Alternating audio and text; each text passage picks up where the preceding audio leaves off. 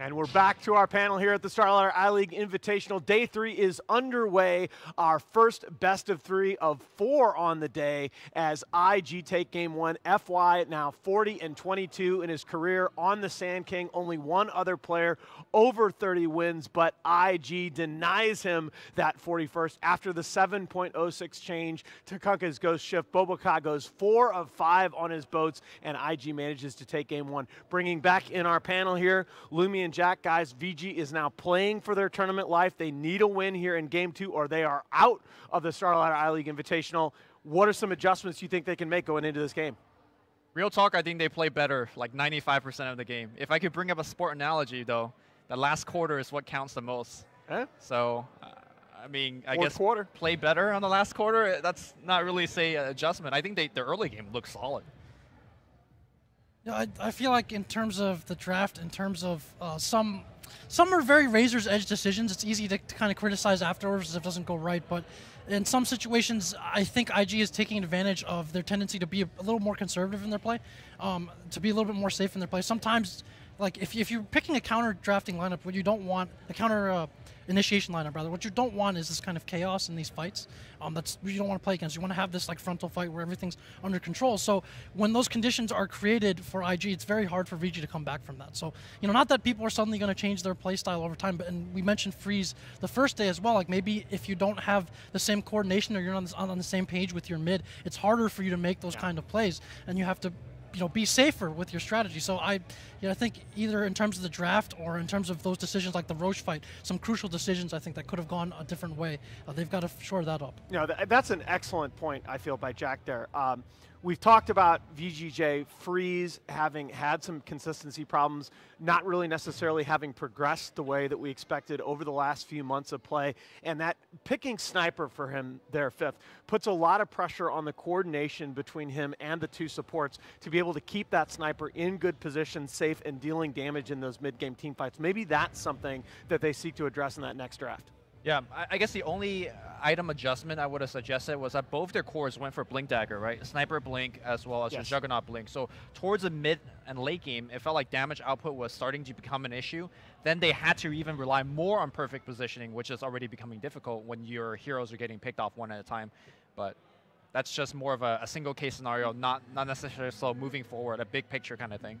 Yeah, the other issue there being, and this is something that I think will get, it's a tempo issue that'll get smoothed out as teams learn the patch better, but the Midas on Sniper, I still feel like you almost have to go to Midas on that hero for the reasons that you guys brought up just after the game, that hero needs to sort of get his big damage items online going through the mid-game, but that also keeps him vulnerable in a part of the game that he already feels very squishy.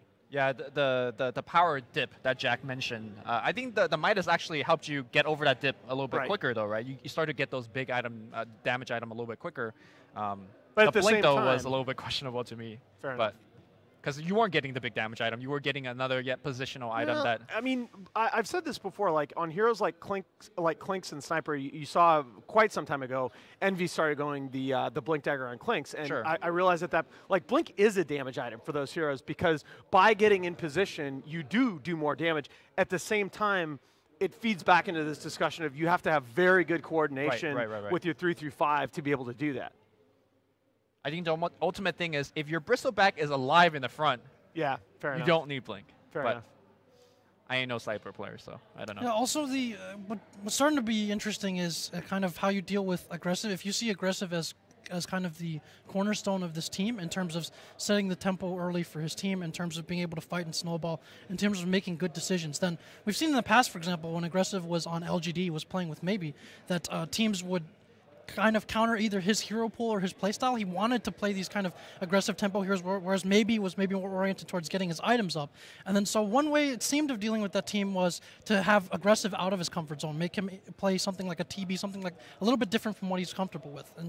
And you saw that kind of in the draft. You had the bans on the Ursa, like something that, and Lifestealer, things that aggressive were very good with. And then with the Juggernaut, they had answers ready for that. So he ended up being in a very uncomfortable position with Juggernaut, where if you're not spinning, spinning, you're being controlled or bursted down. But if you're spinning as a Juggernaut, that's like not ideal. You want that, either to finish somebody off or to escape a fight, not in the middle of the fight to prevent yourself from dying. So it feels like they had a lot of answers for aggressive too, and the Juggernaut is kind of put on the back foot in that position. Like he's not able to deal damage freely. He's not able to snowball or control things at all. Yeah, and it really feeds into the point that Lumi was making previously, and that you brought up the Blink Dagger, but it was also overall the Jug was forced into a very defensive build for exactly that reason. He had Blink, Manta, Diffusal. It's not the big damage builds that we've seen on some of aggressive Juggernauts in the past. I think the Blink can be an aggressive build in the sense that if you could go in and make it 4v5, like you Blink on top of the Death Prophet and just kill her with the Omni Slash, same thing with Enigma, then your team fight goes off. But unfortunately, due to some vision problem or positional problem, he was not able to do that frequently. I think I saw it maybe once or twice the whole game. I'm not sure if that pays off for the Blink, but your point of if you don't spin, you die, like just to highlight that, whenever his spin ended, there was a torrent waiting for him. There was a DP silence waiting for him. So yeah, he was very pressured to use that spin in a very good manner. And he did get caught a lot of times. It's also interesting how Juggernaut functions against certain compositions, because if you have like that Blink or that Diffusal build, like, and say the damage on the other team, say you're playing against a sniper or some kind of backliner, the pressure is to protect them, and he has a way of kind of cutting into the fight, getting to the backliner using that Omni Slash. Right. In this case, the damage is on the front line. The damage wants to be kind of up in your face. If you Omni Slash a Death Prophet, obviously there's a Yules. If you commit too hard to fighting the Troll or a Death Prophet, there's options to control him. Yep. So cutting into the backline doesn't have the same value on Juggernaut in that situation. So it just feels like he was really countered in a lot of ways. And as you can see, our Game 2 draft is now underway with VG Gaming J taking out the Legion Commander and the Clockwork from IG. IG is going to go ahead and take out the Tidehunter again, but this time they will not let VGJ take the Kunkka. VGJ is going to open with that Sand King. Again, FY, very, very good on that hero. Number 2 all-time in total wins, but that can be shifted over to the offlane role with ROTK. We've seen him on that hero as well. Consistent theme across drafts is having some wiggle room and versatility with your early picks. So like Crystal Maiden provides that. It doesn't give too much away. It helps all of your lanes, has roaming potential. With the Sand King, we saw yesterday with Newbie running it both in the off lane and as a roamer. Like teams have that flexibility with this hero. So it fills a lot of different shoes. This hero is also kind of picking up popularity near the end of last patch too. Just a good all-around hero that doesn't give too much away. Now, about 6 months to a year ago, whenever you see a Sand King first pick, it seems like the other team immediately replies with the Rubik, considering the spell steal and the Burrow Strike as a quote-unquote counter. Wow. Why haven't we been seeing more of that, Jack? We saw some great Rubik play yesterday. Yeah, by Sioma, yeah. Oh, my lord. And you would think it's also a solid early pick in the same sense that that hero can do frightening amount of things, like with good execution, like play value way above his position as well. Right. Okay. There we go. Okay, so We're asking the Boboka hero. This is it. Exactly. That's exactly what I was going to say.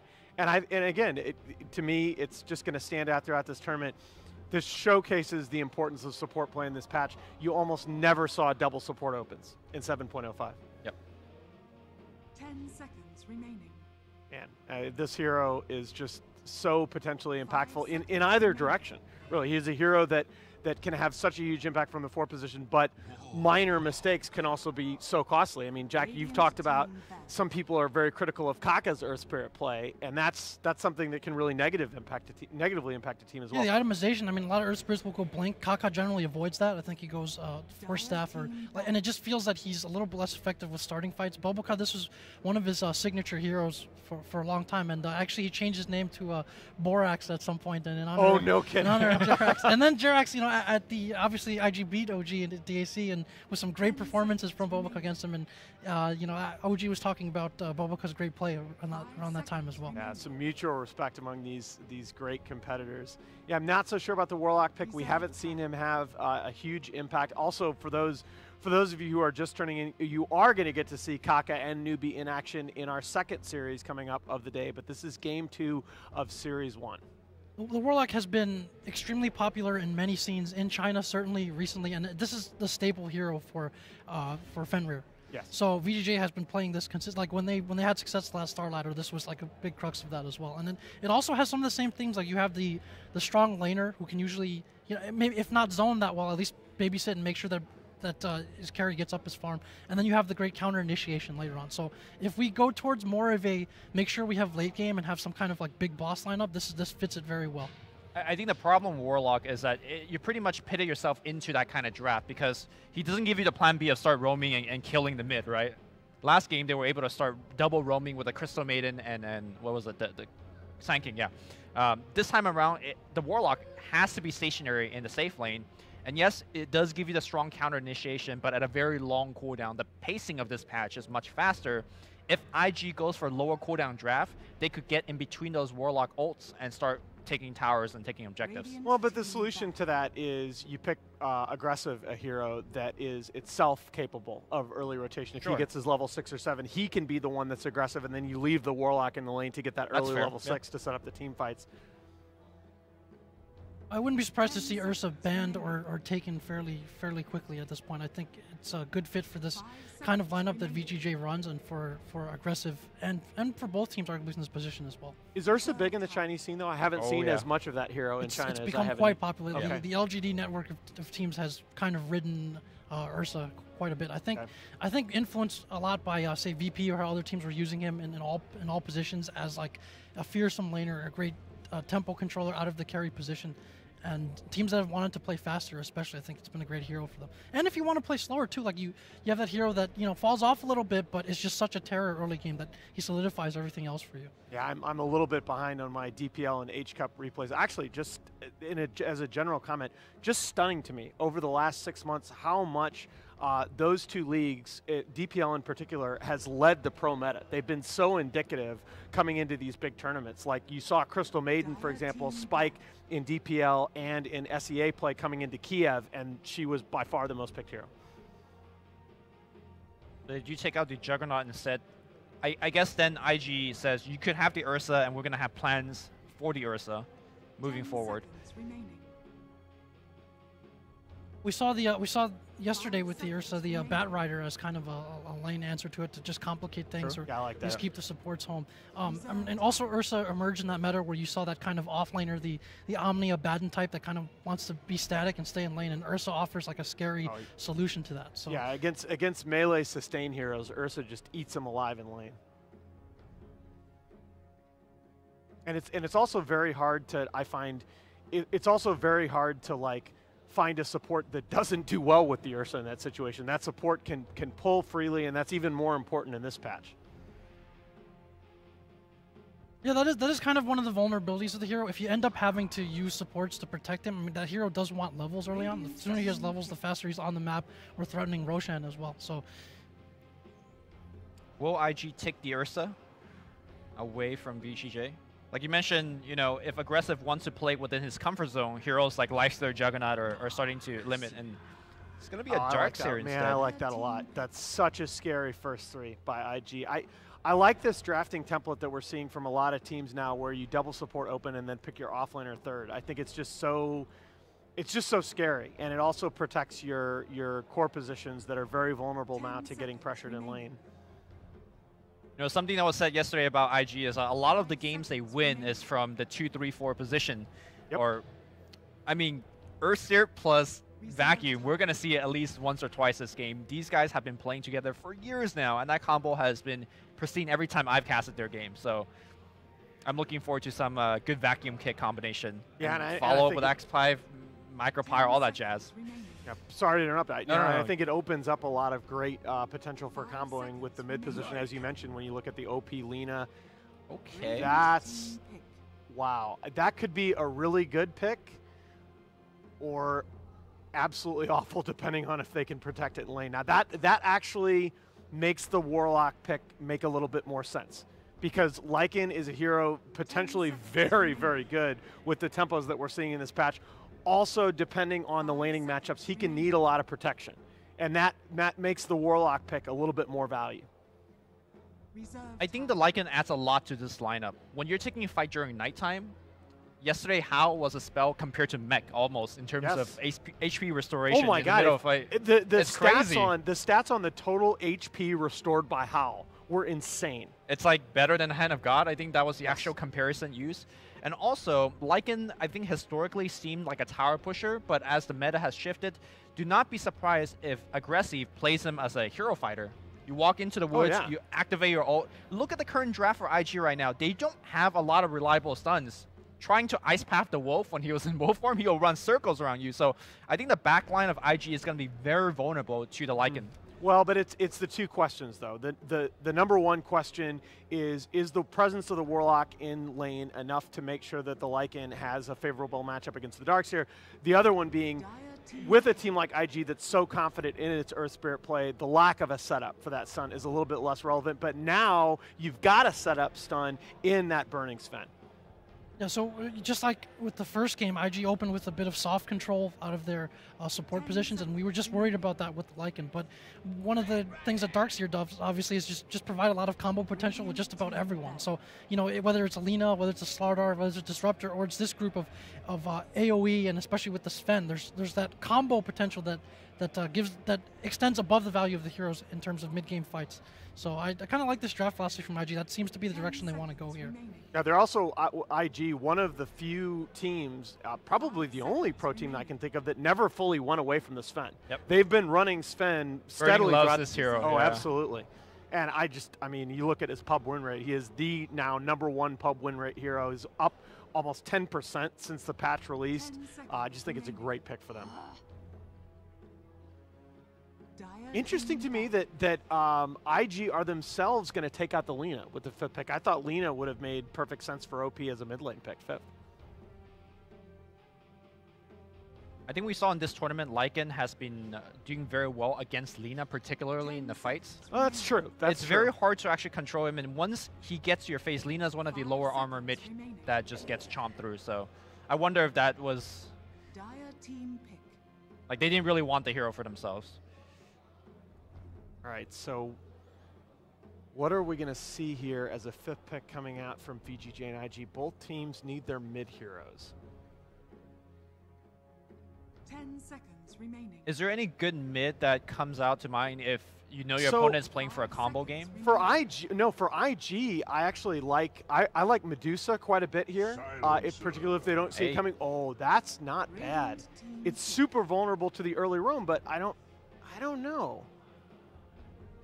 So I kind of brought this hero up a little bit, seeing a bit more, just in pubs initially at the start of the patch. But if they want to hit this kind of fast push timing with the Lycan, the Silencer is a hero that's very fearsome to go up against in the mid lane, creates a lot of matchup problems, and like those early silences are that much more crucial, especially if you're talking about disrupting a combo-based team. Say when the first or second spell comes out, and being able to hit that silence to disrupt things or to protect the damage output of the Lycan. So I think they're going to go for a much faster kind of pace of this game. Doesn't this Silencer just dump all over the Ember Spirit lane? I was if not it's true expecting 1v1, the Silencer. Yes. Yeah. But I think he's gonna get, or the Ember is gonna get some help. Guys, I was really leaning toward IG here, but that 5th pick makes me nervous. What do you guys think? I think this game is truly going to be decided by initiation. We saw IG's Wombo combo potential, and then the Dire side, they have Blasto plus Global. They have Burrow Strike, Epicenter into Global. Yeah. Whoever gets the better jump will win this game, and they both have good jumps. So look for the rotations this game. I think if VGJ doesn't have kind of a stranglehold in this game within the first 20 minutes or so, it's going to be very tough for the game from going forward. All right, guys, let's put it on the line as you see the EGB.com odds at the bottom of the screen favoring IG. Who do you guys think takes it home? IG, Vacuum, Kick, Ice Path, Macro Pyre. They're going to have the better jump. I'm going with VGJ for this one. Okay. All right, I am going to trust IG. I think this is going to be a tight one. Great game here. VGJ need a win here to stay alive in the Starladder I-League Invitational. Let's throw it out to our casters. Here are Lyrical and Merlini. Thank you very much, Alan, and the panel. My goodness gracious, we got Wombo combo abound.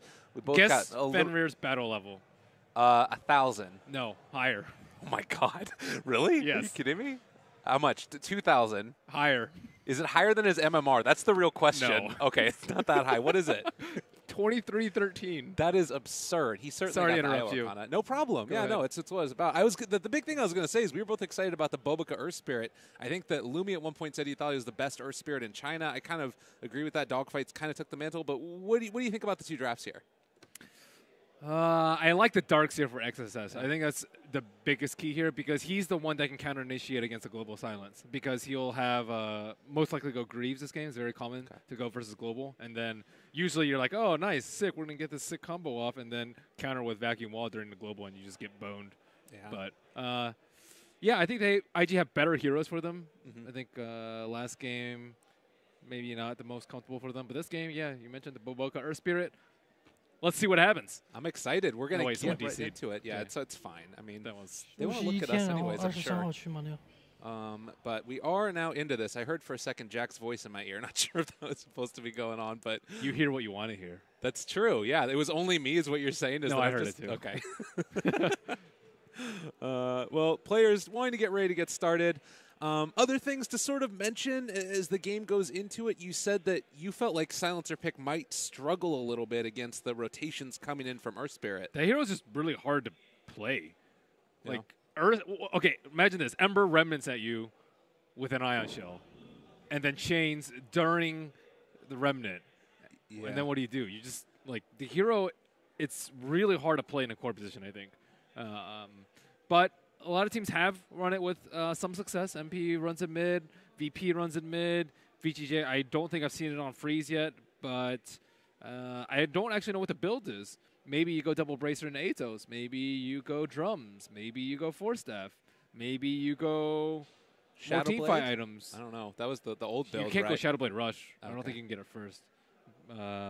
Atos kind of was one that was interesting to me. With the changes, it feels like it's more value on that hero than it would have been before. Double Bracer, maybe a little bit of an easier build-up. Maybe versus Ember, too. Might be good. Get that extra root. They're getting a little bit jittery up in the booth. Uh-oh. Maybe this is just a pregame ritual, man. He's jamming out. He looks spastic. He's got some music on maybe or something. I'm not sure. Paying DDR, man. OP. It's the guy. He wants to do it.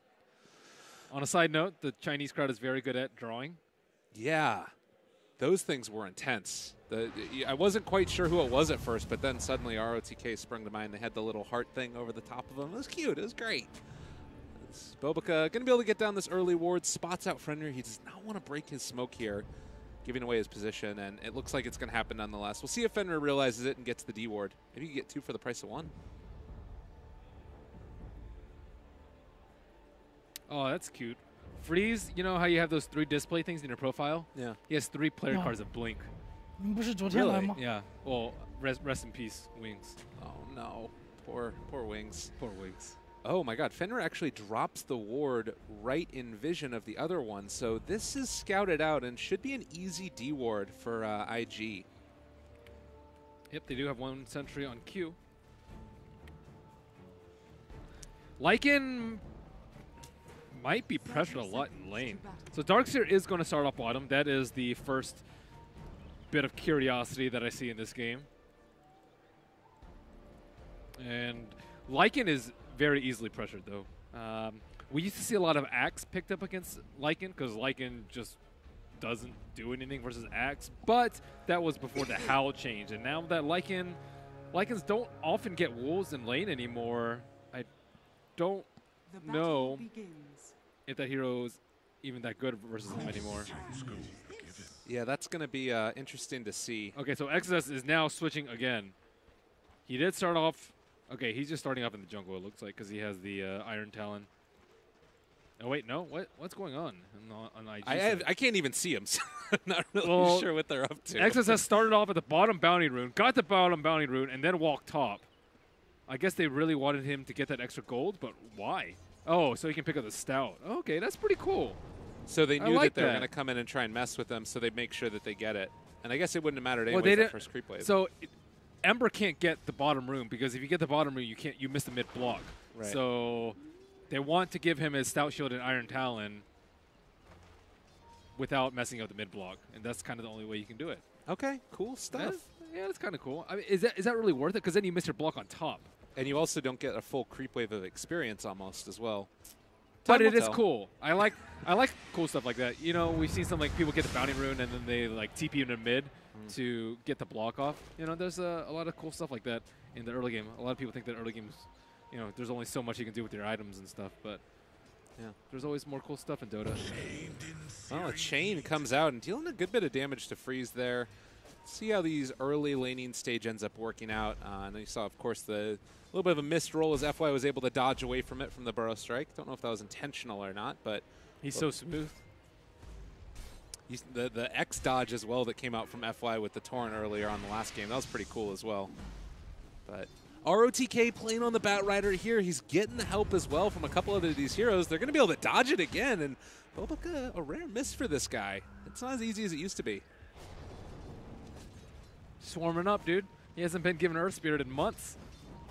Not months. A long Days. time. Days, okay. Hours. Minutes. I'm not sure how many pubs they've been playing, but I'm curious if they, there weren't a ton of changes to Earth Spirit in the last patch. He still feels to me like he can be a okay strength if you're playing one of these top guys who's really used to it. We saw Tim's go completely ham on it the other day, and he's just going to chase around FY some more. Drops the boulder menacingly in his direction. That is like a taunt, pretty much. Yeah. Just dropping a boulder on top of someone, not doing anything with it. Just dropping the boulder. Well, Iron Talon there for the Darkseer. Oh, he's out of mana. Yeah, this is not the best. He might have a TB back home, I think.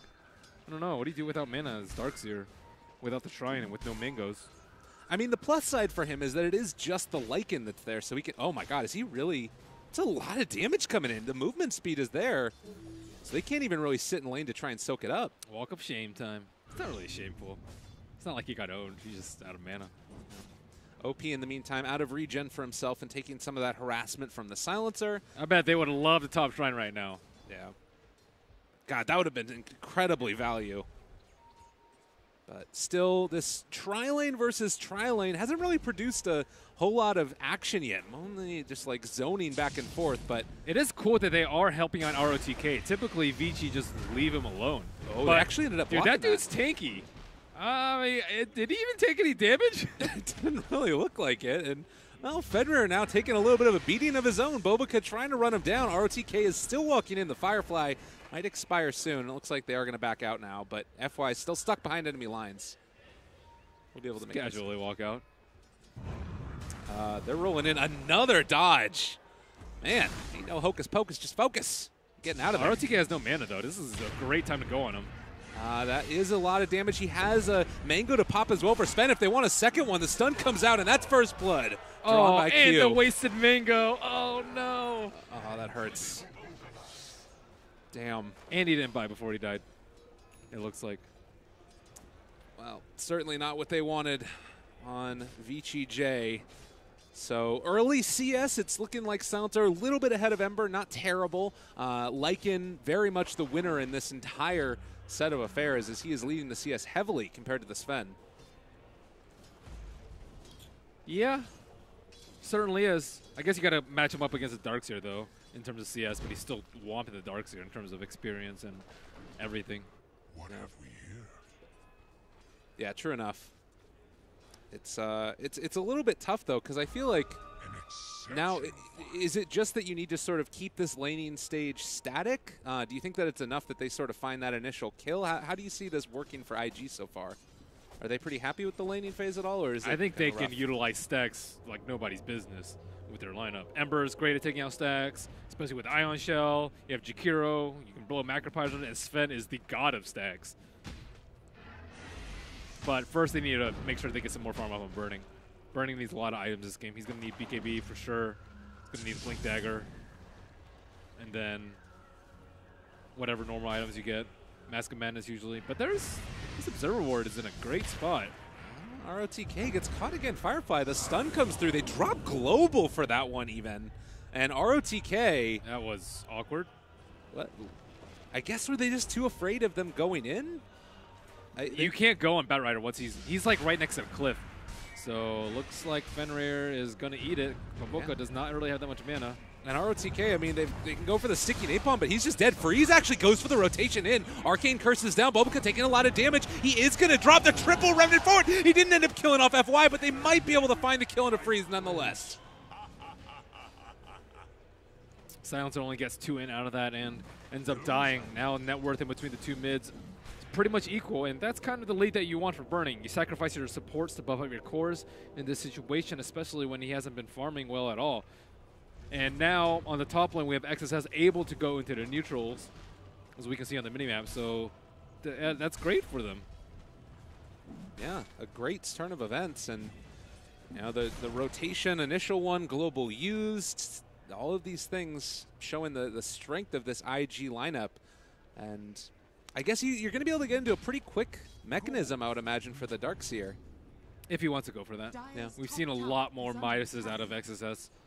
Looks like he will just start off with Arcane, but yeah, I would say mech into Greaves is the play, at least at some point. Sometimes you get Blink early too. You can just kill the Silencer, and then you don't have to worry about Global if you have the Blink Dagger first. So FY dropping some obs on the bottom to make sure that IG are not stacking, and they are not. They don't really have time to do so because of this offensive tri-lane from VGJ. Yeah, it's a nice answer. It has sort of broken down a little bit. Warlock moving around the map now, and maybe they can even take a couple of stacks of their own if they wanted to get the Sand King into a decent timed Blink Dagger. He hasn't really been able to farm all that much, obviously. And looks like in towards mid, they're going to be going. Remnant connects onto one. They will be able to find Freeze, the stun to follow, and well, Burrow Strike trying to get VGJ out of there. He is on the Radiant side, but still hidden and taking down Bobica. They make it work. ROTK, are they going to get it? The Global comes out. That's going to keep Freeze alive for the moment. The pushback as well, and this is going to be OP a little bit too far forward. Q trying to find the kill. Is it going to be enough? It's almost there, but it looks like the raindrops. Is it going to be enough heal? He doesn't end up going down. Wow. Some fancy footwork there by Freeze. That was a tough situation to get out of, and Bobica has...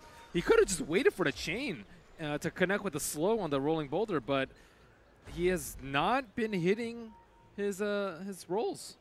And a regen. Oh my goodness, that's some. Whew. That's a blessing. RNGesus was favoring Freeze today. And that's why you buy raindrops. Yeah, exactly. Particularly against an Ember Spirit. I mean, this guy for doing a ton of magical damage. So about even in terms of the net worth across the two sides. Went for 3-3s. He went for a 3-0-3 build. Do you like Most of that the time choice? you'll see 204 or 114, depending on whether you need a sight to dodge stuff. You'll see one level of sight very often versus stuff like Tornado EMP on Evoker. You don't really need to dodge stuff here, but sometimes you do need that one extra right click in order to kill people. But he didn't have max Flame Guard. The reason why people don't go 303 very often is because the scaling on the Searing Chain is not that great from level 2 to 3. You don't get the extra second. You only get the extra second at the last point. But it does a lot more damage. But most people get Flame Guard just because it's defensive and offensive. Right. Yeah, it is an interesting decision to go for that build there, and it makes you wonder if it would have ended up making a difference in that last potential kill onto the Silencer. So, or if like XSS TP'd and gave him an Ion Shell, they would destroy. They don't have good Diffusal Blade carriers, so you definitely want a Diffusal Blade carrier versus the Flame Guard and the Ion Shell, but as Lycan, you don't get one until it's super late, and generally only when they get Ghost Scepters. But all in all, farm net worth leader is now XSS because he has been able to get to those neutrals. Oh yeah, let's start those ancient farming, burning. Get on there, they ping him out. They already know what's happening, but he's got the stacking too, so they're going to be able to stack up this large camp. They're stacking up the ancients, stacks on stacks on stacks. Happy as a clam. Is Warlock going to be able to absorb anything over here? Looks like he's there. They're backing out with Burning now, seeing that there was Warlock there. I don't know if they realized it was just him or not, but that might also give some idea that there is... Dude, as Warlock, you can't just walk up that hill if you don't have vision. So they know he has vision somewhere. It's either on the shrine or to the right on that high ground. They don't actually know which one it is. Bobica does not have any sentry wards, so that vision will stay up for quite some time. We did see Freeze down bottom as well. He's invis here, looking at Q.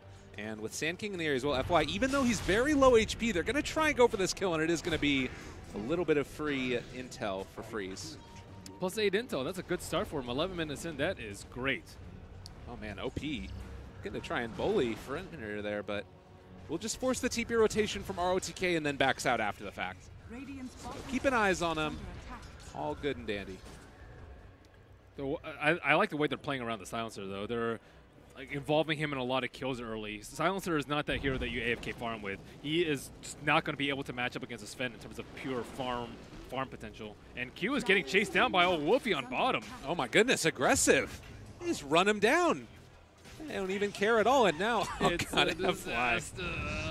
Toby making his appearance here. And now you got the catch in the bottom, but who's really ganking who now? They rotate in and find the kill on the Darkseer. Bobica trying to TP away. Can they kill him off in time? No. Just going to get back home. Dang. FY has just been so good on this Sand King, both this game and last. 1-0 and 4 on him right now, just setting up so many kills, getting people in, saving people, setting up for tower kills. That's kind of the dream that you want from your position 4. Everything that they could want. And you are getting to this point now where you can catch up with the Sven a little bit. You look at his net worth compared to all these other cores, he's at the bottom of the mark.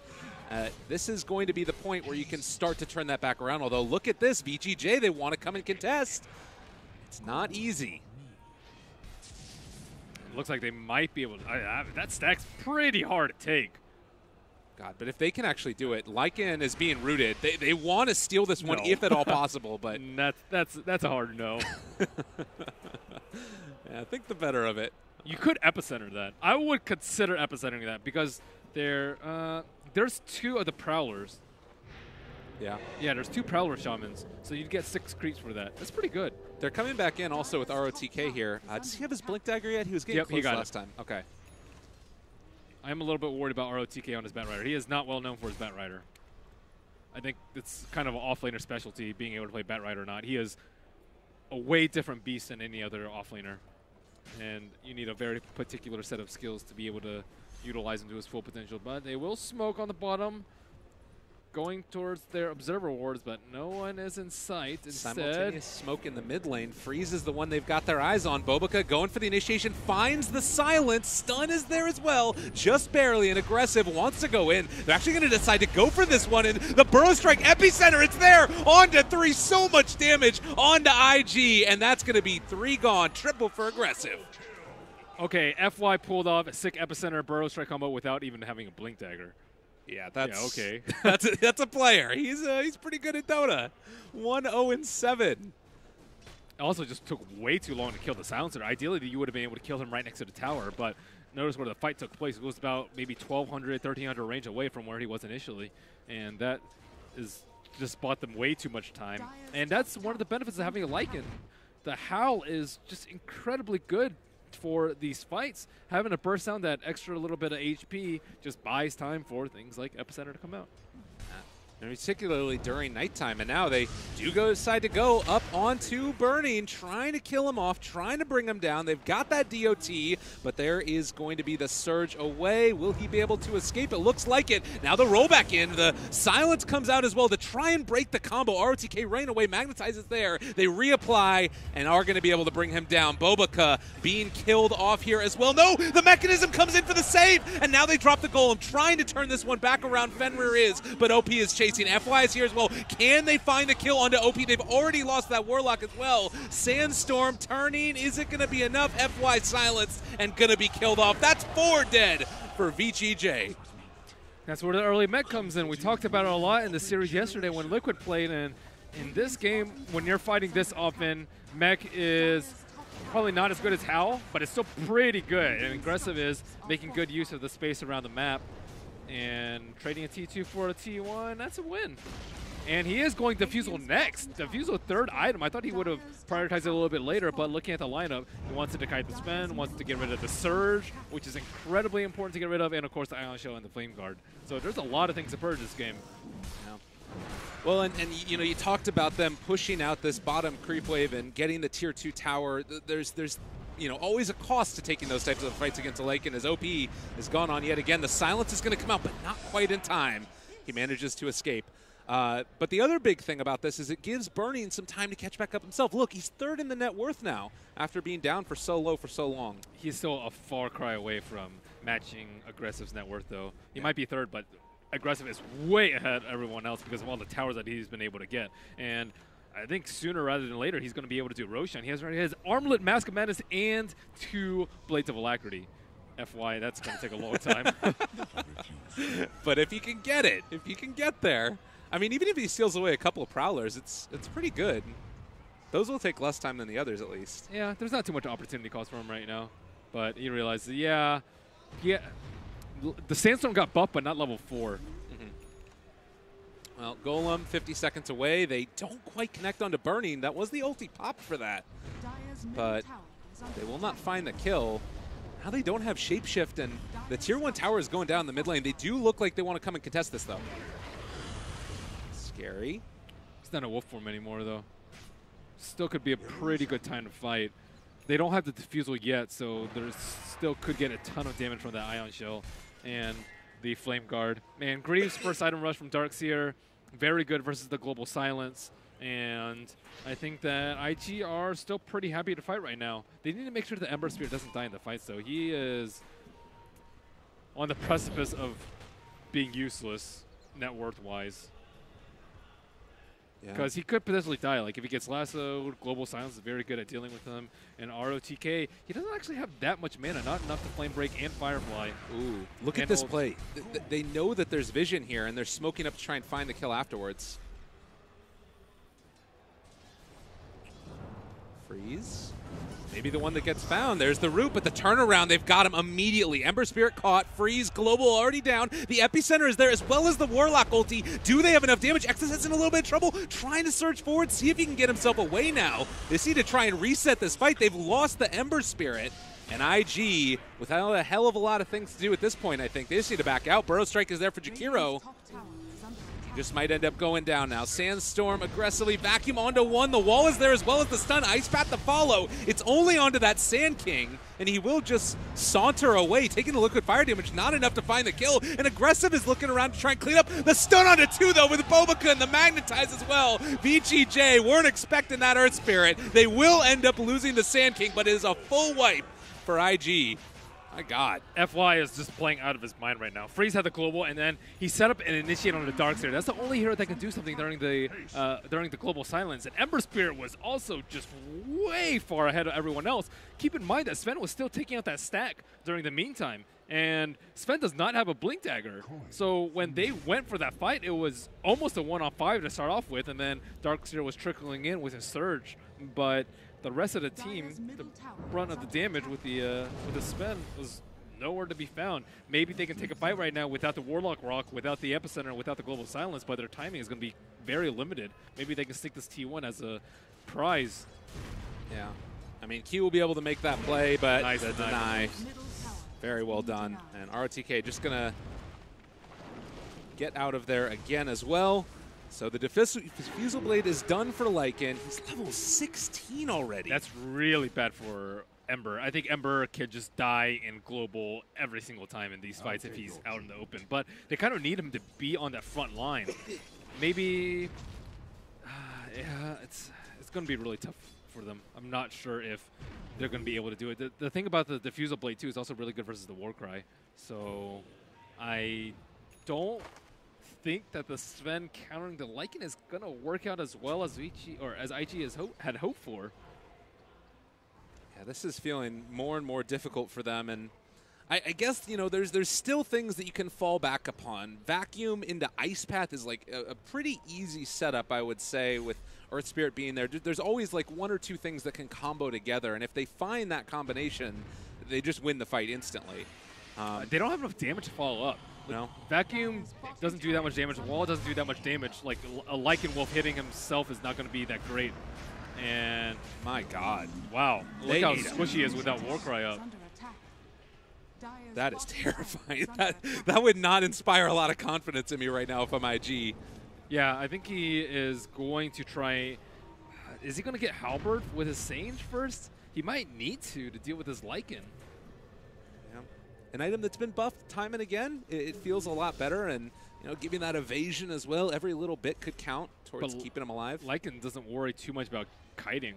He is super fast. He has mega haste, so Sven's still forced to chase him throughout. You can limit his damage, but you still need to worry about doing damage yourself as a Sven. And I mean, we're also talking as if they're like on even net worth potentially. Even is almost 4,000 gold ahead of him at this point. Yeah. Could get worse too. It looks like they are going to try and nail Roche right now. This is a very risky play versus Bat Rider, versus the Lycan Wolves, versus Epicenter. This could be a big, big disaster. I could see them easily getting wiped with Epicenter and the Rock Fatal Bond. Well, they're going to take it rather quickly as we do get the close-up view right there. Aggressive is low on mana, so this has been a nice nowhere to be found. They're going to send it Wolves, but it's too late. This is a nice play from IG. Sneaking it in. VGJ are expecting a smoke. They don't exactly know where. Yeah. and not enough mana that, like we were saying there. So they did a quick and easy Roshan. Big plays right there for IG. Age is still there. Hello. Go get it, guys. So he's going for a Yule's next on Ember Spirit to deal with the global silence. But they still have a Diffusal, so it might not be what he's looking for in terms of survivability. He ended up going for the Veil build as well, trying to get into whatever armor he can. He knows that that's going to be an issue for him throughout this game, sitting on 15 currently. Yeah, he probably needs to take the armor talent at level 20, I would say. This is Lycans is going to chew him up. But armor doesn't help against a lot of things. It doesn't help for Silencer that much. He has a lot of pure damage, and then Bat Rider plus Sand King do a lot of magic damage, so in which case it would make a better case for Flame Guard absorption. I mean, and even if he does get it, like Lycan is doing 300 damage with Armlet turned on, and he still has so much room to grow. Yep. It's terrifying. And the critical strikes. Yeah. So Sanj done. Blink Dagger there as well for Sven. He wants to get in these fights and make sure that he can follow up to be there for the damage. And in the last game, we did see IG just holding out for that one perfect fight, which they have sort of a similar idea here in this one. What does that fight look like? Is it with this Aegis now and trying to push stuff, or do they... Uh-oh. It's always the same. Vacuum Wall. Oh. Well... Global use, they jump in, they've caught him. This is Ember Spirit under duress. XSS looking for the jump through, they end up backing out. VGJ respecting that team fight potential, but still, nonetheless, OP is going to get caught. Aegis is now down. The pipe ended up being popped. Can they find anything else? The stun is down there, but Lycan's just going to either turn and eat him up or run away if he has to. The stun comes out as well. Vacuum Wall onto 3. It's not bad. Ice Path only caught onto 1. Epicenter there as well. Burning still standing strong, but can they kill off this Lycan? They've got the damage if they can only stay onto him. Magnetize! It's just going to last forever. Bobica saving the day in every possible way as 3 drop for VGJ. That stone was so close to stopping the Epicenter. That Boulder Smash was godly from him. It didn't actually catch the Sand King, but the could have, would have, you know, that's a play that could have just blown the fight wide open. Not that they didn't win the fight, but it could have been even worse. Jeez. And now looking towards taking these towers. This is a lineup that can do it quite quickly. Jakiro, it does a ton of damage to him, and Burning also is there. And you might have been wondering why the Lycan was so far ahead of his team. It looked like he was isolated in the river, but he's trying to stop the backline. He doesn't want them to be able to get this vacuum wall into Boulder Smash, Ice Path, all these spells that are going to follow up. So he's trying to isolate the supports from their cores, but at the same time, VGJ had already dropped their load on those front lines, and XSS had caught them as they were trying to catch up to the Lycan. Ooh, they pull back in onto 1. This is Ember in a little bit of trouble, but will be able to make his escape, and Bobica follows up as well. It was a nice stun thrown out there from Bobica to create that separation. FY still looking, the Yule Scepter lift up. Bobica has all the answers in the world, and Q trying to retreat as well. It does look like they're going to be able to at least back out slightly. Now, if VGJ aren't careful, there's always a great counter-initiation play that's possible with the Darkseer. One thing about the Chinese teams is that they play against Silencer a lot. I would say Silencer is picked far more in that region than anything else, which means that they're going to be very good about itemizing against a global silence. So we see Agrees, we see multiple Yules coming out. So we see, 4 of the heroes potentially having a solution to global silence. The only one who doesn't is Sven, who's going to get BKB. So all 5 of their heroes are going to be pretty good versus the global silence. And I'm worried about the Silencer's efficacy just falling off once these items come out. Yeah, and he does go in towards, and become a heavy damage dealer in the later stages of the game, but you need that int growth. You need that farm to really become that, indomitable force. I wonder if you get Scepter on the Silencer this game. Yeah, that would be kind of interesting. I was sort of wondering it as well. It's just tough because you're just terrible against BKB. You're awful. Like, Sven runs at you with BKB and you're a Silencer. All you can do is run away and pray. Well, and it's not even as, it only deals the bonus damage if they're silenced as well, and they have the answers for silence, so it's kind of tough. But FY is here as well. They are going to, IG decide to back out again, not knowing where everybody was on the map, and probably a good decision since VGJ were moving forward. You don't want to take a fight like that because you don't know where the Sand King is in that situation. A fight in mid, it's way harder for the Sand King. He had to channel it in open ground. He was up on the cliff, but it's still open ground, and you don't feel comfortable channeling your epicenter because you're worried about someone being able to stop you. Even a sleight of fist can stop you because you won't be able to blink. It's just not a place that you want to be taking a fight in this particular area where we're looking at OP. But on the right side of the map, closer to T2, that is much more ideal, and Bat Rider can come in from the side. So if you're VGJ, you want to look for a fight close to the trees, close to cliffs. These are way better. And out in the wide open is okay for IG because they can use vacuum to clump them up together into a choke. Right. Yeah, and I guess, too, it's, you know, not just where you take the fight, but also making sure that you have all that vision and stuff. It's looking so far as if, like, the wards, they're still placed heavily over towards that Roche pit, thinking about the next time that does come up. At least as far as you're concerned, is it still just the story of OP being like that down-and-out core at this game? He needs another Aegis, I think. Yeah. A little unfortunate here for Q. It's just a quick and easy kill, and that's always going to be beneficial for the Silencer, gaining that in. Yep. Midas and Lance, he's going to be pretty strong later. Silencer is a weird hero in that he's very strong in the early game because his spells do a lot of damage. In the mid game, he needs a lot of escape items, and he doesn't do that much damage. But later on, he gets incredibly strong once he gets like Scythe, Atos, level 25 talent. He hits like a monster, and when BKBs become less and less. So his power curve is, I guess, like a valley. Yeah. So, movement in, VGJ trying to secure a tower. In the meantime, OP was able to pressure and take down the tier 2 tower in the top. So still, things are going back and forth as far as trading objectives. Everybody just, again, getting ready for that Roche respawn, which is still a little ways away. I feel like VGJ definitely has the stronger individual pick-off lineup. And it's kind of up to IG to try and split push around a little bit at this point. They seem to make sure they're important heroes don't die. Yeah. Jakiro is okay. Even if you feed in, I would say it's okay. Just because if they had to blow Lazar or something like that, then your Ember and your Sven feel great. And they have their items that they need now. Sven already has his BKB, so he's not really worried. So now if you're a VGJ, you have to worry about how are you going to tackle these BKBs. You need more physical damage. You need or more upfront bursts so you can straight up kill them before they pop their BKBs. Is that going to be possible for them? Right. And it's also you need to be able to find that one target and get them and make sure that you don't get caught out by a big counter initiation play via the Darks here or something else. We did actually see that Sven was queuing up the Halberd, so that's going to be another big one picked up there. No ability to spell it anymore. One of the great ways to deal with Lycan, although he still brings so much to the fight just by virtue of that Howl and it's extra also HP. Very good for Silencer. Oh, yeah. The int heroes who have the orb, they don't do well versus evasion at all because you don't want to build MKB at all. What happened? Like OD doesn't like Bloodthorn's not great, and MKB is also not great, and Solar Crest as a true strike mechanic is also not great. Did your Dota just crash? I don't know what happened. Hopefully their Dota didn't just crash out as well. A little bit of an awkward moment there, but sure, we'll get this started and underway again in just a few minutes. So we get a quick look at, maybe they just want a breather, take some time to collect themselves. They only have to play one game today. That's the nice part about that for the teams. Each of these elimination matches. You only have to play one game? Well, it's not like oh wait, what am I talking about? Yeah, they don't have to play one game. If they win, then they're going to end up having to play two. I was like, if they lose, they only have to play one game. And then you said that's great. I was like, I'm not sure I follow here, Gabe. Yeah, it's a little bit of a mix-up there. Yeah, they don't have to play one game. They're going to have to play two. It looks like they're all in the game still. Nobody has dropped out, but maybe just a little bit of lag or something else. But next couple of minutes here, we have Roche that's soon to respawn. Oh, I lost my Roche timer. Oh, no. GG. GG. I think it's up. I think I saw it about like a minute or so away.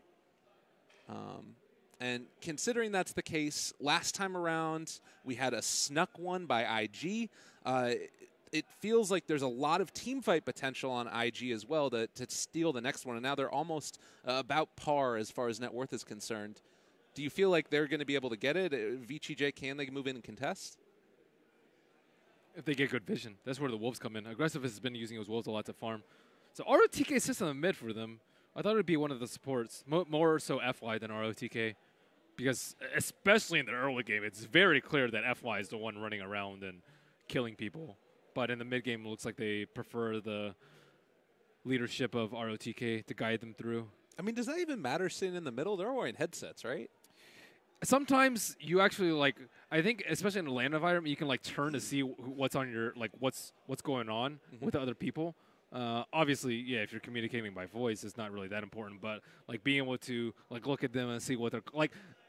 These Dota players have played long enough that if you get a glimpse of someone's screen, you actually know what they're thinking. Like, okay. So I think being able to look at their screen is a very underrated part of sitting at LAN. I was going to say, if you're saying that they need to look and figure out what's going on with them, that might not inspire confidence. If you're having ability, well, what's this guy doing over here? He's going crazy? Well, you want to see what the next plan is sometimes. Well, rolling Boulder down and through, not quite catching ROTK though, as he is still fire flying away. They don't even get the vacuum. Oh, they wanted that kill bad. Yeah, they're pretty far away from anything, but not having the lasso would be the green light for Ember's Spirit. So that is a Yo Scepter, and now Lyke is actually not going to be doing that great in the defusal charge territory. He's down a 4, and there's a lot of things that he needs to purge.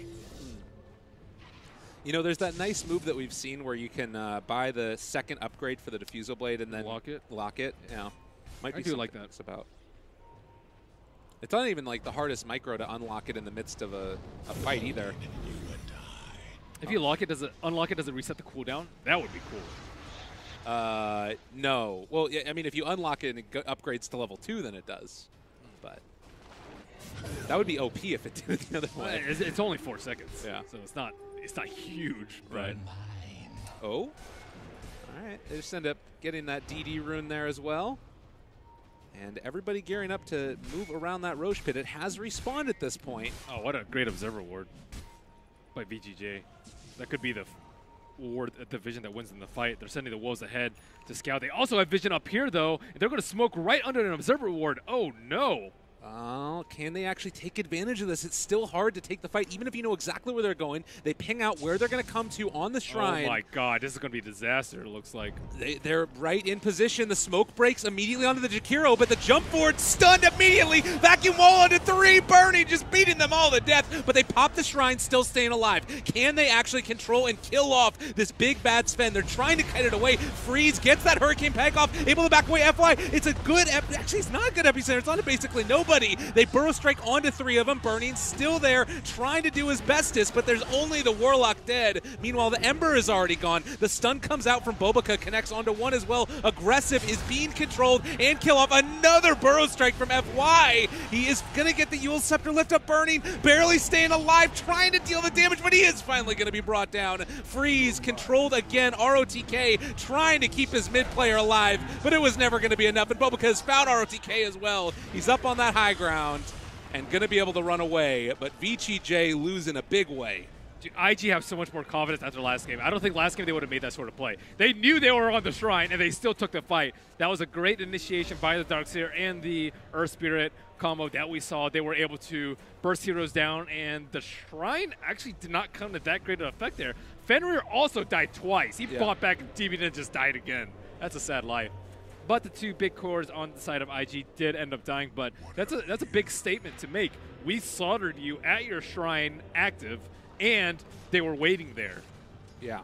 And I felt like there was that moment where Burning was, staying away, and they were getting multiple burrow strikes out from FY, but at the end of the day, it just ended up being enough. And now in a position to, they're not even actually going back for Roshan. They just want to try and take down some of these towers. If they're not careful, could get caught and pulled back. Later, Q. Ooh, great chains. Okay, chains keeping him caught there. The vacuum pulls him back in again. Fatal Bonds is out, but it's not doing anything. And now they caught out FY as well. There's the stun onto 2. Aggressive pop shapeshift wants to fight, but Burning, he's killing them off over by their shrine as well. Can they actually bring him down? It looks like XS being chased, but OP ends up bringing down ROTK. Observing, trying to run away. Freeze, can he actually make the escape? He does not end up having enough movement, and FY Epicenter chained up. Do they have enough damage to actually bring him down, though? The right click's coming from Freeze. Hurricane Peck as well, trying to run down OP as well. They drop the Global Silence, but they blow him up as well. Burning takes down Freeze yet again, and OP. Can they actually kill him off as well? Oh, FY, poor FY, gets brought down, dodging away from that burrow strike with the Remnant. Now that aggressive. Was sick. Also in trouble. Oh, lordy, lordy. It's looking like it could be IG here. 4 dead again. 70 seconds with no Lycan. Damn, IG's back, dude. that halberd onto the silencer to stop the kill from the Ember Spirit, that remnant dodge on the during the burrow strike. Oh my god, that was amazing. Yeah, they're players when they need to be. And Fenrir, unfortunately, they want this. They're going to pull the Ember into the fountain. Is it going to be enough damage? Can they kill him off? He just remnants away. And this is going to be the Tier 3 tower. First one of the game taken. This is by far the best game that IG has played here at this tournament. Their other 3 games, they just seem to be warming up to the patch, but finally they have crisp execution and team fights, great individual play, all-around solid draft. This is really, really good from them. Well, and Sven was the hero that's making it all possible. 21 is his level right now, and you don't want to fight 3v5 here. VGJ. Oh, God. They get the Yule Scepter lift up. The Ice Path is there as well. Freeze is going to force tap him out. Can they actually do anything, though? It's so hard to fight into this lineup. ROTK is just desperately trying to create something here. Warlock TPing in, but that's going to be even more of a delay for the Lycan to get to the fight. Oh, the call comes out. They want to try and take this, but is it actually going to be enough? The vacuum wall onto 2. Warlock trying to break this up, though, and, well, a push out. That's the Hurricane Pike doing their best and trying to kill off this Ember Spirit, but he's going to TP away. The Magnetize is out. Bobica smells blood, continues to reapply it, and just going to roll and TP away. See you later, nerds.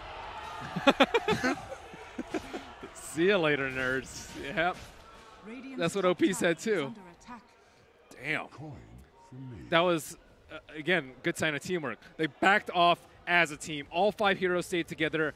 They were all the way up inside their base. So they backed off, how far of a distance is that? Like 5,000 distance. All of them just walking back together, making sure that if someone, like, if Twin Head gets dragged back, whatever. It's just a Jakiro. They don't really care. But if one of the cores gets caught, they are there ready to fight. And that was kind of a Hail Mary play, I would say, from VGJ, going for that, especially when it's 3v5, but it's the play that they had to make nonetheless. Wolves, well, are they going to be able to do anything to stop this Roshan? It's already gone. They have the Wolves there that scattered it, like you said, but they you have to wait for the the attack animation, though. Oh, he could have actually denied the cheese, but I don't think he was looking for it. And now look at these net worths, just how much ahead they are.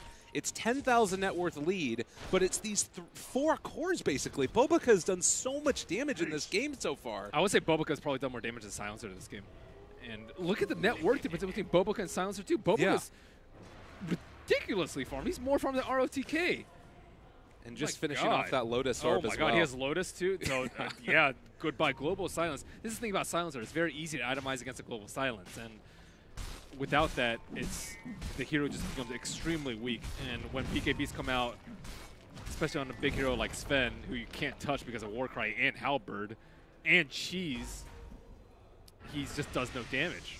Like, he tried to plink away at the Ember Spirit that last fight, but as you can see, he's just not that strong. Yeah, I mean, despite having a lot of intel. If they have the Halberd on him, it's like, what? He throws Arcane Curse and Last Word, and that's literally all he can do. He just struggles so much versus evasion. It's just tough. Well, a hard game indeed at this point for VGJ. They need to catch and kill off one of these people. They get the Firefly out onto him. Upheaval is doing good. This is also going to mean that OP can't Remnant very effectively. Doesn't matter. He has Aegis. All right, Burrow Strike. Glimmer Cape immediately, though, and the Ice Path onto 2. Oh, XSS, he is hungry for a big vacuum in here. This Shrine's down, too. Well, damage being dealt. Sven trying to man up against Aggressive. They're doing a good amount of damage onto Burning. Lotus Orb there as well. OP going to Remnant away. And Tier 3 is down now. Yeah, they don't have to continue. They still have plenty of time left on the Aegis, but they're just waiting for that perfect moment. Like you mentioned, XSS just waiting for the juiciest vacuum wall. Oh, that T3 tower. I was like, is that full HP or no HP? It's at 0. Oh, no.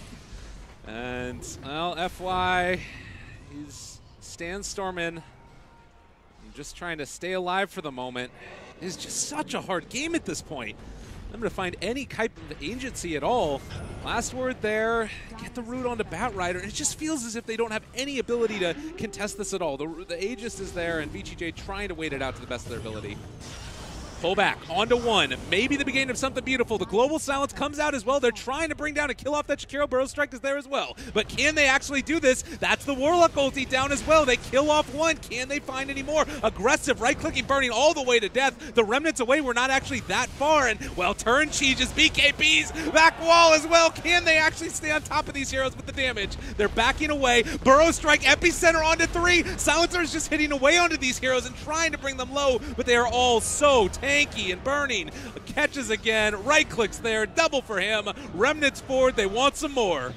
IG very much in control of this game and taking them down. Buybacks abound, but can they actually do anything? A triple kill for Burning. They just keep on running at these guys. Oh, Freeze. It wasn't meant to be. There's another Hurricane Pike. They have a Lotus Orb, though, to take it all off. He's still disarmed, stunned up now as well. Can Burning find the kill? The right clicks are there. Wicked 6th Street for XXS, and GG is finally called as IG 2-0 VGJ. I really like their itemization this game. I think clearly their individual play was much better than game number 1, but their itemization was also just really, really great. Crowd loving it. They're feeling it. This is a team that they believe in. You know, we talked to Jack about what's their favorite team in China right now, and he was saying that IG is definitely up there as, like, you know, one of those top guys. He mentioned how much they love Burning, and, well, they're moving on. Yeah, VGJ, I think FY played very, very well, aggressive, clearly well-practiced on the Lycan, but he just couldn't do that much, and he's actually smiling. He's all smiles. He knows that he played to his best. I think aggressive played very well. Yeah, definitely. And there were moments of brilliance there. You can see that this is a team that clearly has a lot of composure and plays well together. It's just, you know, at the end of the day, maybe also some patch things going on. Was the Silencer really the big thing that was a problem in that game? Let's see. What's his damage? Okay. His damage was 25,000. Wow, that's a lot. He actually did sick damage. What was Bobica's, though? Bobica was 16,000. That's still pretty good. Yeah, all right. Well, everyone, I think, carried their weight in this game, damage-wise.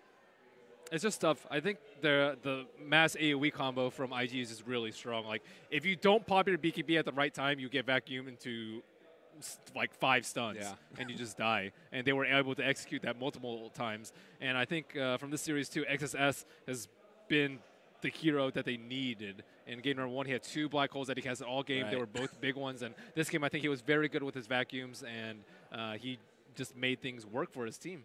Yeah. Even just the threat of the vacuum, there's so many times where they were zoned out. And his net worth was incredibly high. Exactly, throughout the whole game. Well, that's going to do it for the first series of the day, IG 2-0 VGJ. I'm going to send it back to the panel now, see if they have anything else to say about that fabulous performance. And welcome back to our panel as IG start Elimination Day off with a bang. They eliminate VGJ 2-0 from the StarLadder I-League Invitational. As I bring back in our panel here, our casters called this a confidence game for IG. I have to agree. We talked about game 1. The fact that IG won that game didn't necessarily address a lot of the questions that we've been asking, but game 2, they went back to the 3 and 4 position play that's defined them, that's made them the winningest team in Pro Dota 2 this year. XXS in on 18 of the first 20 team kills, and Bobica, after struggling a little bit with his Earth Spirit early on, really came through in the late game. What can I say? When they made the pairing with the Darkseer and the Earth Spirit, I was like, we're going to see some combos, and that's what they did. They're just so good on that. And I'm surprised that team are going to allow them to get it. Moving forward, I think teams are going to be at least first phasing the Darkseer or taking out the Earth Spirit for Bobica because he's very good on the hero. And a big part of that confidence equation is, you know, we talked about being able to find maybe just to be a little bit greedier than the other team, but can you hold? Can you hold the line and prevent yourself from losing the game? In this case, IG were able to do that. They were able to eventually get those items off on the spend and also make this timing of VG's, they were able to outlast and survive it. And Bobica, big credit to that. The Darkseer, obviously, you see how it enables so much, and obviously as a self-sustaining laner is of added value in this current patch. So I actually like this for both teams. I think for VGJ, I like that they went with this very aggressive strategy. For the most part, I think they executed executed it pretty well early on. They got what they wanted. Just a few details, though. They always seem to be struggling with Roshan situations. That was a key. I wonder if IG drafted with this in mind, too, if they're thinking if we can make Rosh a tough take for them, even if with an advantage, they can't take the game. And eventually we'll be able to get back on that Sven. Eventually the Lycan will run out of gas with the silencer as well. And, Roshan miscues kind of once again for VGJ. And I do like their game plan and approach, though. You would imagine they should have Roche advantage. Like, the Wolves should be constantly scouting Roche. You have Batrider as one of the best contesters in the Roshan pit. But like you said, it seems like, the vacuum walls was a little bit more on point. Yeah, of our panel, Jack, I think you were the one that picked VGJ in this game. And I got to admit, I was worried because that Ember Spirit last picked was looking pretty problematic throughout a lot of the mid-game. The Silencer did win that lane fairly convincingly. The Lycan was off to a huge lead. I thought VGJ did a very, very good job of contesting the stacks. One of the problems I had with the Ember Spirit pick is that you already have a very stack-dependent hero in your Sven, and if you watch from about 9 to 14 minutes, VGJ were continually contesting those stacks on the Radiant side of the map. The Sand King was sandstorming the stacks at one point. Exactly. Yeah. And it's funny, too, because they were spending abilities on that upper ancient camp on the Radiant side, not necessarily to get the kills, but just to disrupt the timing of the farming patterns out of the IG side. I actually wasn't too worried for judging how the game went because, like you said, VGJ get off to a very strong start. Lycan was like split pushing super hard, getting even tier 2s. But then even though they won multiple fights in a row, VGJ only had like a 4,000 to 5,000 net worth lead. At that point, I felt like if they could hold out the game a little bit longer for IG, once you could itemize against Global, once we saw the Echo Shield come out, the Greaves, the BKB, at that point, the Silencer Global was just a non-factor. At that point, IG started to take over. So I thought the VGJ, they got what they wanted, but the lead wasn't big enough against IG. And I thought at that point on, IG was going to take the game. Yeah, as we're waiting here to take you to our post-game interview, Jack is going to, I believe, do a little bit of translating for us on the fly. I have to talk about this incredible, okay, so we are going to have somebody else set up. All right, good. We are going to have somebody else set up to do our translating on the fly. But I got to talk about this huge 30-minute fight because the decision by IG to take the fight in the Dire Jungle on top of the Shrine when VGJ knew it was coming and still they're able to make these plays happen. Guys, how are they able to win that fight? I think that at that point the window had kind of already come and gone.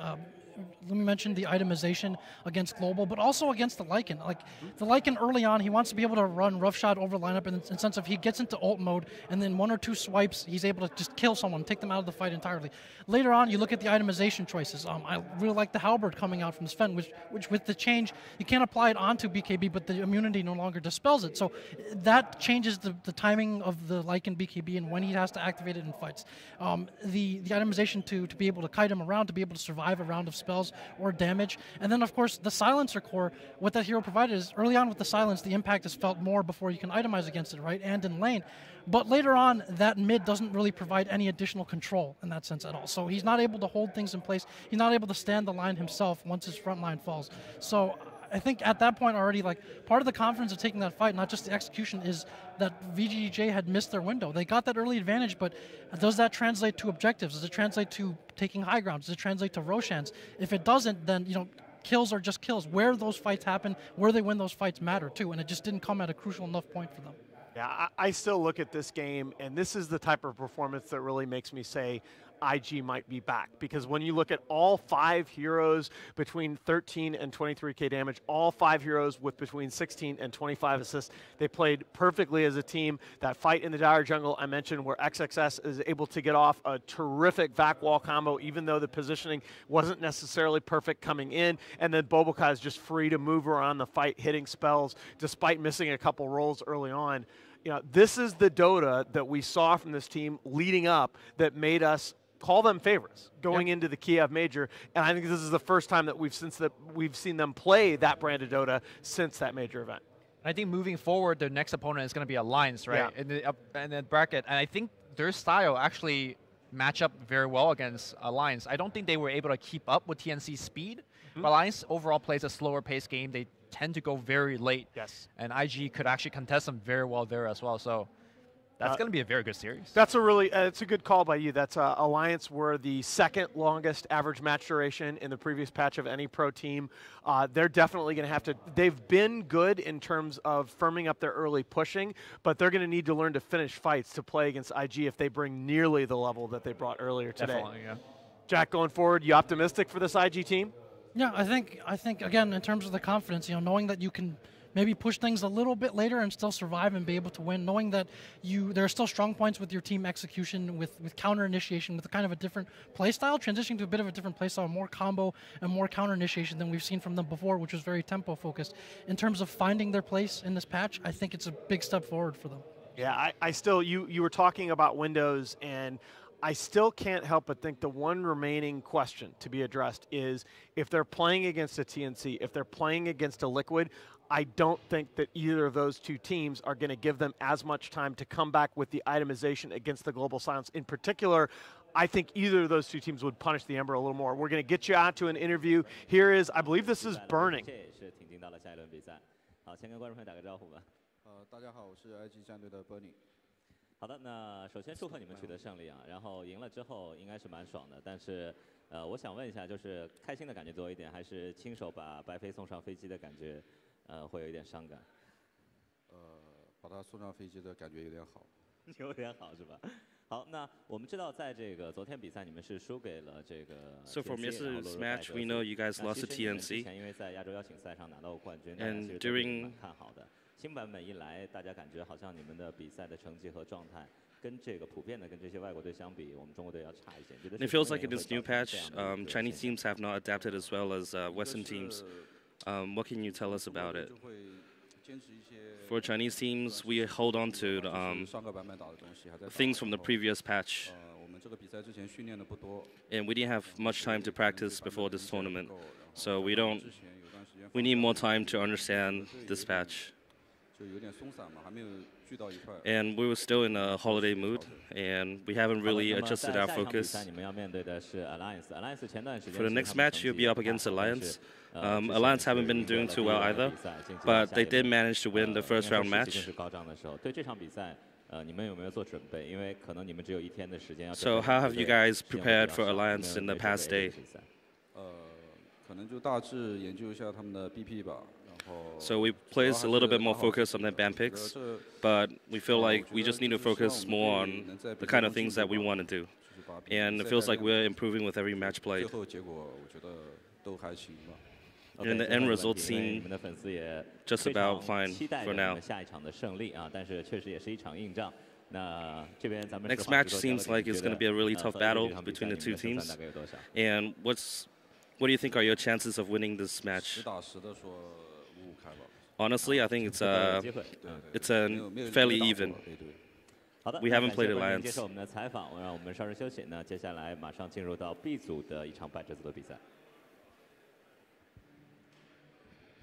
And there you have it, the legendary carry Burning. Kind of a fun fact, all three of Burning, Fenrir, and Ice Ice Ice before this series were tied with 733 career wins for the most by an Eastern player all time. Burning now with 735, and of course Ice Ice Ice with his own chance to add to that career total coming into our next series. But let me get my final thoughts from the panel here. Guys, Burning obviously feeling a little bit more confident, thinking maybe the team needs a little bit more time to adjust for this new patch. Are you liking this IG squad going forward? You think we're going to see them advance further? I think so. I think they match up very well against the Lions. You proposed the problem of whether they will be able to beat TNC or Liquid with their current speed. I think it's more important to take it one series at a time. To answer your question, no, I don't think they will match up the speed, but if they beat a Lions, maybe a big confidence boost, and overnight they need to adjust the strategy a little bit. Yeah. I like their chances against Alliance. I like the idea of trying to outlast some of these super fast lines. I mean, obviously VGJ, very ult dependent, wanting to end the fight in one round of spells. Early lineups can be susceptible to that in drafting, and I don't know, maybe if IG really finds something in the upcoming series, they'll have a chance to take on those teams as well. All right, well, there you see our matchup for the third best of three of the day is going to be IG against Alliance, who advanced through their first round series on day one of play. But we've got another one for you here. Ice going to try to keep pace, match burning with 735 career wins. Our second series is going to be Newbie against Faceless. Guys, we're going to take a few minutes, switch up the panel, but don't go anywhere. We've got 3 more best of threes on